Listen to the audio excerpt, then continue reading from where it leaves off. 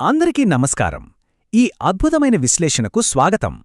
మనమందరం ఒక పరిపూర్ణమైన గొప్ప జీవితాన్ని గడపాలని కోరుకుంటాం కదా. అలా జరగాలంటే మన ఆరోగ్యాన్ని, సంతృప్తిని గరిష్ట స్థాయికి చేర్చగల ఒక అత్యున్నతమైన విలువను మనం ఎంచుకోవాలి. మనం జీవించే తీరువు పూర్తిగా మార్చేసి మనలో దాగియున్న అనంతమైన సామర్థ్యాన్ని మేల్కొల్పే ఒక గొప్ప తత్వాన్ని ఈరోజు మనం డీకోడ్ చేయబోతున్నాం. సరే, ఇక ఏమాత్రం ఆలస్యం చేయకుండా ఈ కంటెంట్లోకి డైవ్ చేద్దాం. ఈరోజు మనం చూడబోయే ప్రధాన అంశాలు ఇవే: 1. పవర్ లేదా శక్తిని పునర్నిర్వచించడం. 2. ఆత్మవికాసం యొక్క సారాంశం. 3. ఉన్నతమైన లక్ష్యాలను నిర్దేశించుకోవడం. 4. నిరోధకత యొక్క విలువ. 5. సర్కిల్ యొక్క ఆనందం. మరియు 6. మానవ వ్యధకు ఒక అర్థం. ఈ 19వ శతాబ్దపు ఫిలాసఫీని మన రోజువారీ జీవితానికి పనికొచ్చే ఒక ప్రాక్టికల్ గైడ్గా ఎలా మార్చుకోవాలో ఇప్పుడు చూద్దాం. మొదటి విభాగం: శక్తిని పునర్నిర్వచించడం, మన అంతిమ విలువలను పునరాలోచించడం. మనలో ప్రతి ఒక్కరూ తెలిసి కానీ తెలియకుండా కానీ తమ జీవితాన్ని ఏదో ఒక అంతిమ విలువ చుట్టూ అల్లుకుని జీవిస్తుంటారు కదా. అది సంపద మరియు హోదా కావచ్చు, సామాజిక ఆమోదం మరియు ప్రేమ కావచ్చు, ఆనందం మరియు సంతోషం కావచ్చు, లేదా జ్ఞానం మరియు సౌకర్యం కూడా కావచ్చు. వీటన్నింటిలో సంపదో హోదానో ఉంటే చాలు, లైఫ్ సెటిల్ అయిపోయినట్లే అని చాలామంది అనుకుంటారు. కానీ తత్వవేత్త నీట్షే దీని గురించి ఒక అద్భుతమైన మాట చెప్పారు. మనలో అంతర్గత శక్తి లేనప్పుడు ఈ సంపదంతా ఉండి కూడా ప్రయోజనం లేదు అంటారాయన. నిజంగా జీవితంలో సంపూర్ణమైన సంతృప్తిని పొందాలంటే మనం అత్యున్నతంగా గౌరవించాల్సిన విలువ ఏదైనా ఉందంటే అది శక్తి మాత్రమే. దీని గురించి ఫ్రీడ్రిక్ నీట్షే స్వయంగా ఏం చెప్పారో చూడండి. మంచి అంటే ఏమిటి? మనలో శక్తి అనే భావనను పెంచేదంతా మంచిదే. మరి చెడు అంటే ఏమిటి? బలహీనత నుండి పుట్టేదంతా చెడే. మనకు కేవలం సంతృప్తి కాదు, మరింత శక్తి కావాలి. ఎంత పవర్ఫుల్ కోట్ కదా. నీట్షే ఉద్దేశంలో జీవితంలో ఒక స్థాయికి చేరుకుని ఇక చాలు అని సంతృప్తి పడిపోవడమంటే ఎదుగుదల ఆగిపోయినట్లే. అది బలహీనతే. నిజమైన ఎదుగుదల అంటే మనలో ఉన్న శక్తిని నిరంతరం పెంచుకుంటూ పోవడమే. ఒకచోట నిలిచిపోయిన నీరు ఎలా పాడైపోతుందో మన జీవితంలో స్తబ్దత కూడా అంతే. నిరంతరం వృద్ధి చెందే శక్తి మాత్రమే మనల్ని ముందుకు నడిపిస్తుంది. ఇప్పుడు మీరిక్కడ ఒక ఆసక్తికరమైన విషయాన్ని గమనించాలి. ఇక్కడ ఎడమవైపున చూస్తే ఇతరులను కీలుబొమ్మల్లా ఆడిస్తూ ఆధిపత్యం చెలాయించే దృశ్యం కనిపిస్తుంది గదా. మనం పవర్ అనగానే సరిగ్గా ఇలాగే అపార్థం చేసుకుంటాం. కాని ఇతరుల మీద మోసపూరితమైన నియంత్రణ సాధించడమనేది అసలు పవర్ కాదు. వాస్తవానికది లోపల దాగి ఉన్న బలహీనత, ఒక ఆత్మన్యూనతాభావానికి సంకేతం. మరి నిజమైన పవరంటే ఏంటి? కుడివైపున ఉన్నట్లుగా ఇతరులను శాసించడం కాదు, మనపై మనమాధిపత్యం సాధించడం. అదే అసలైన అంతర్గత వృద్ధి, స్వీయ నియంత్రణ. 2వ విభాగం: ఆత్మవికాసం యొక్క సారాంశం, విస్తరణగా శక్తి. అసలు ఈ అంతర్గత శక్తి మన రోజువారీ జీవితంలో ఎలా ఉంటుందో చూద్దాం. సమకాలీన తత్వవేత్త జాన్ రిచర్డ్సన్ దానికొక చక్కని నిర్వచనమిచ్చారు. నిజమైన శక్తి అంటే ఇప్పటికే మనలో ఉన్న ఒక సామర్థ్యాన్ని లేదా కార్యాచరణను మెరుగుపరచడం. ఇది అంతర్గత వృద్ధి మరియు విస్తరణను సూచిస్తుంది. అంటే ఈ శక్తిని మనం ఎక్కడ్నుండో కొత్తగా అరువు తెచ్చుకోవాల్సిన అవసరం లేదు. ఒక చిన్న విత్తనంలో మహావృక్షంగా ఎదిగే డిజైన్ ఎలాగైతే ముందే దాగి ఉంటుందో, మనలో కూడా ఆ శక్తి ఇప్పటికే ఉంది. దాన్ని మేల్కొల్పి విస్తరించడమే మన పని. ఇది వినడానికి కేవలం సిద్ధాంతంలా అనిపించొచ్చు, కానీ ప్రాక్టికల్గా చూస్తే ఇది చాలా ఇన్స్పైరింగ్గా ఉంటుంది. జిమ్లో తన బలాన్ని పెంచుకునే అథ్లీట్, తన రైటింగ్ స్కిల్స్ను మెరుగుపరుచుకునే రచయిత, పబ్లిక్ స్పీకింగ్ను పదును పెట్టే వక్త, మరియు తన బోధనను మెరుగుపరిచే ఉపాధ్యాయుడు, వీళ్లంతా దేనికి ఉదాహరణలు? ఇవన్నీ ఆచరణలో ఉన్న శక్తికి ఉదాహరణలే. జిమ్లో ఆ అథ్లీట్ ఎత్తే ప్రతి బరువు కేవలం ఒక వ్యాయామం కాదు, అది తన పాత వర్జన్ను అధిగమించి కొత్త, మరింత బలమైన వ్యక్తిగా మారుతున్న అద్భుతమైన ఆత్మవికాస ప్రక్రియ. అందుకే జాన్ రిచర్డ్సన్ మరో అద్భుతమైన మాట చెప్పారు: శక్తి అంటే మరింత జీవితం. అది కేవలం గుణించడం లేదా కొనసాగించడం కాదు, అది ఉన్నత స్థాయి సామర్థ్యానికి ఎదగడం, మునుపటి నా స్థితులను నేనే అధిగమించడం. ఇక్కడ పాయింట్ ఏంటంటే, పవర్ అంటే ఏదో ఒక పనిని మెకానికల్గా చేయడం కాదు. నిన్నటి పరిమితులను ఈరోజు బద్దలు కొట్టి మునుపటి మనల్ని మనమే అధిగమిస్తూ ఉన్నత స్థాయికి ఎదగడమే నిజమైన శక్తి. 3వ విభాగం: ఉన్నతమైన మరియు గొప్ప లక్ష్యాలను నిర్దేశించుకోవడం, మొదటి అడుగు. ఇక్కడ అత్యంత కీలకమైన విషయం ఏమిటంటే, అసలు ఈ శక్తిని పొందే ప్రక్రియ ఎక్కడ మొదలవుతుంది? సరిగ్గా ఇక్కడే గోల్ సెట్టింగ్తో మొదలవుతుంది.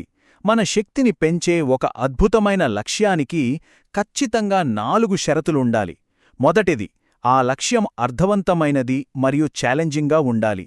రెండవది, అది మన లేదా ఇతరుల ఆరోగ్యాన్ని, శ్రేయస్సును ప్రోత్సహించాలి. మూడవది, అది వ్యక్తిగత ఎక్సలెన్స్కు దోహదపడేలా ఉండాలి. ఇక నాలుగవది, అత్యంత ముఖ్యమైనది, అది స్వయంగా ఎంచుకున్నది మరియు ప్రామాణికమైనదై ఉండాలి. అంటే సమాజమో ఇతరులో చెబితే కాకుండా మన లక్ష్యాన్ని మనమే స్వయంగా నిర్ణయించుకోవడం. మానవాళి మనమిక్కడ ఎందుకు ఉన్నాం అని ప్రశ్నించుకోవడం మానేసి ఇలాంటి ఉన్నతమైన లక్ష్యాలను సెట్ చేసుకోవాలని నీత్షే సూచించారు. 4వ విభాగం నిరోధకత యొక్క విలువ, సవాళ్లను ఎదుర్కోవడం. ఈ ఉన్నతమైన లక్ష్యాల వైపు ప్రయాణించేటప్పుడు మనం ప్రతిరోజూ కొన్ని నిరోధకాలను ఎదుర్కొంటూనే ఉంటాం. అవేంటంటే స్వీయ సందేహం, భయం, ఆందోళన, బద్ధకం, అలాగే సమయం లేదా వనరుల కొరత, ఇతరుల విమర్శలు మరియు మన ఆరోగ్యం లేదా సంబంధాలలో వచ్చే సమస్యలు. ఇవన్నీ మన రోజువారీ జీవితంలో ఫేస్ చేసేవే కదా. అయితే ఇక్కడ మనం ఒక విషయాన్ని గుర్తుంచుకోవాలి. ఒక సాధకుడు ఈ భయాలను, విమర్శలను అడ్డంకులుగా చూడడు.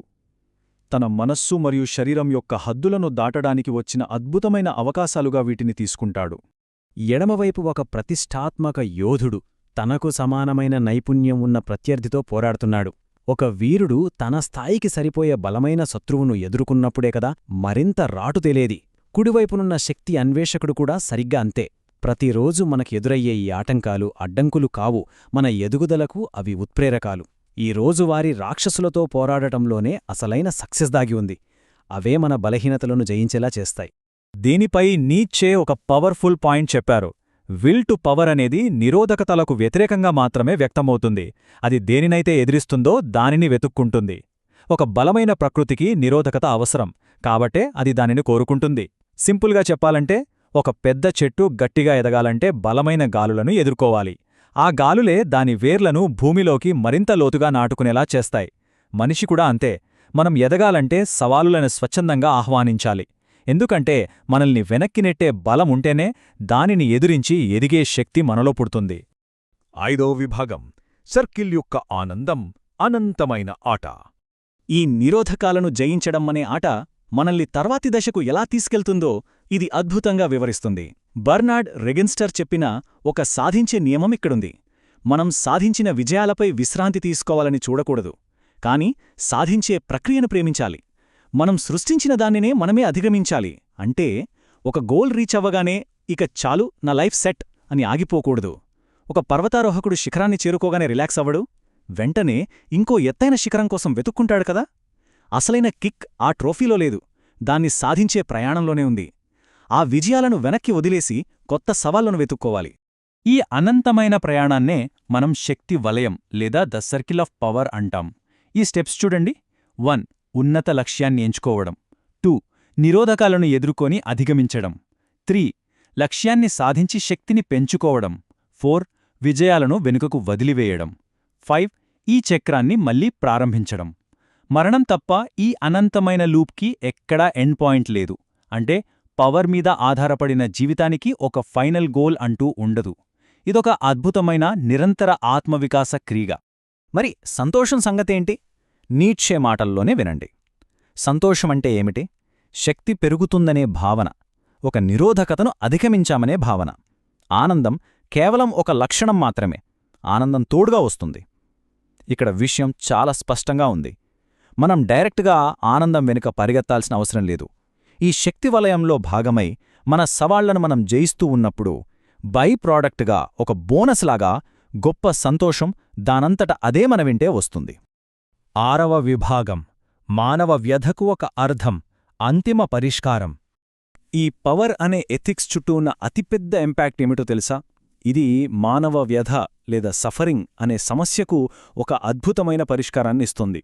ఒకసారి ఈ ఎడమవైపున ఉన్న నిజమైన ప్రపంచాలు, అంటే మతపరమైన స్వర్గాలు లేదా రాజకీయ ఆదర్శధామాలు గమనించండి. ఇవి భవిష్యత్తులో ఏదో గొప్ప మోక్షం వస్తోందని చెబుతాయి. కానీ నీత్షే విశ్లేషణలో కుడివైపున ఉన్న ఈ మన ప్రస్తుత వాస్తవికతే మనకు అత్యంత కీలకం. భవిష్యత్తులో ఎప్పుడో వచ్చే స్వర్గం మీద ఆశలు పెట్టుకోవడం వల్ల మనకున్న ఈ ఏకైక నిజమైన జీవితం, ఈ ప్రస్తుత క్షణం యొక్క విలువ తీవ్రంగా తగ్గిపోతోందని ఆయన వాదన. ఇది మనం తటస్థంగా అర్థం చేసుకోవాల్సిన విషయం. అసలు సఫరింగ్ లేదా వ్యధ అంటే ఏమిటి? ఒక నిరోధకత ద్వారా ఆటంకం ఏర్పడటం వల్ల కలిగే నొప్పి లేదా బాధాకరమైన భావనే ఈ వ్యధ. ఇక్కడ మనం కొంచెం లాజికల్గా ఆలోచిద్దాం. మన ఎదుగుదలకు శక్తి ముఖ్యం. ఆ శక్తి పెరగడానికి నిరోధకత తప్పనిసరి. ఆ నిరోధకత వల్ల వచ్చే ఆటంకమే వ్యధ. అంటే మనం నిజంగా ఎదగాలంటే సఫరింగ్ అనేది ఒక శాపం కాదు. అది మన గొప్పతనానికి పునాది వేసే అత్యంత అవసరమైన రా మెటీరియల్. దీన్ని బట్టి మనం మన బాధను, సవాళ్లను ఎంతగా గౌరవించాలో అర్థం చేసుకోవచ్చు. ఆధునిక సమాజంలో చాలామందిలో కనిపించే బద్ధకానికి, నిష్క్రియాత్మకతకు ఈ తత్వమే అసలైన విరుగుడు. దీనికి ఎలాంటి గుడ్డి నమ్మకం అవసరం లేదు. దేవుళ్ళు, సైన్స్, రాజకీయ నాయకులు లేదా ఇతర భావజాలాల వంటి బాహ్య శక్తుల నుండి ఇది ఏ మోక్షాన్ని ఆశించదు. దానికి బదులుగా అర్థవంతమైన ఉత్పాదక చర్యను ఇది ప్రోత్సహిస్తుంది. ఎవరిమీద ఆధారపడకుండా మనకు మనమే గొప్ప ఆరోగ్యాన్ని, శక్తిని పెంపొందించుకునేలా చేసే అద్భుతమైన మార్గమిది. దస్పోగ్ జరతుస్త్ర పుస్తకంలో ఒక అద్భుతమైన వాక్యంతో ఈ విశ్లేషణను ముగిద్దాం. మరియు జీవితమే నాకు ఈ రహస్యాన్ని చెప్పింది. ఇదిగో, దేన్నైతే ఎల్లప్పుడూ తనను తాను అధిగమించాలో ఆ శక్తిని నేనే. చాలా పవర్ఫుల్ కదూ? ఈరోజు మీరు ఇంటికి వెళ్ళేటప్పుడు మిమ్మల్ని మీరు ఈ ఒక్క ప్రశ్న వేసుకోండి. మిమ్మల్ని మీరు అధిగమించడానికి, మీలోని పూర్తి సామర్థ్యాన్ని బయటకు తీయడానికి ఈరోజు మీరు ఏ సవాళ్లను ఆహ్వానించబోతున్నారు? ఆ సవాళ్లను జయించండి. మీ ఆత్మవికాస ప్రయాణాన్ని ఆస్వాదించండి.